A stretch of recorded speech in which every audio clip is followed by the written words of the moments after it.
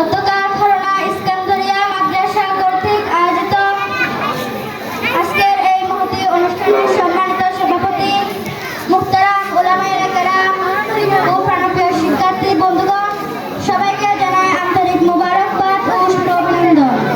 প্রিয় উপস্থিতি, আমার বক্তব্যের বিষয় হলো ইলমে ওহীর পরিচয় ও গুরুত্ব। আল্লাহ তাআলা তৌফিক দিলে এই সম্পর্কে সামান্য আলোচনা করার চেষ্টা করব ইনশাআল্লাহ।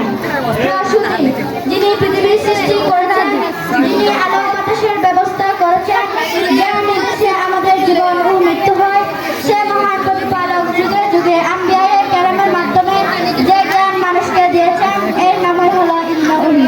এই সম্পর্কে আল্লাহ তাআলা পবিত্র কোরআনে ইরশাদ করেন, আউযু বিল্লাহি মিনাশ শাইতানির রাজীম, ওয়া কাযালিকা আওহাইনা ইলাইকা রূহান মিন আমরিনা।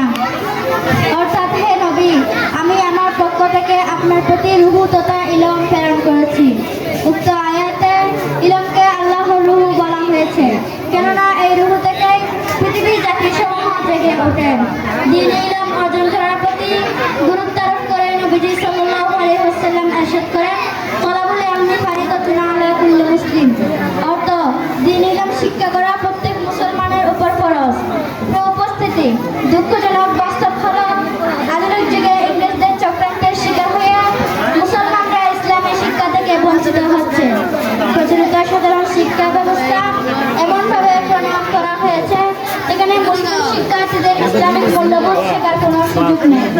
বলতে জানে, ইসলামিক শিক্ষার অভাবে বর্তমান সমাজে বিশৃঙ্খলা ও দুর্নীতির প্রভাব পরিলক্ষিত হচ্ছে। তাই আমাদের সাধারণ শিক্ষার পাশাপাশি বিশেষ গুরুত্ব দেওয়া অতি জরুরি হয়ে পড়েছে। সম্মানিত উপস্থিতি, আল্লাহর কাছে প্রার্থনা করছি যেন আল্লাহ তাআলা আমাদেরকে সাধারণ শিক্ষার পাশাপাশি ইসলামের শিক্ষায় শিক্ষিত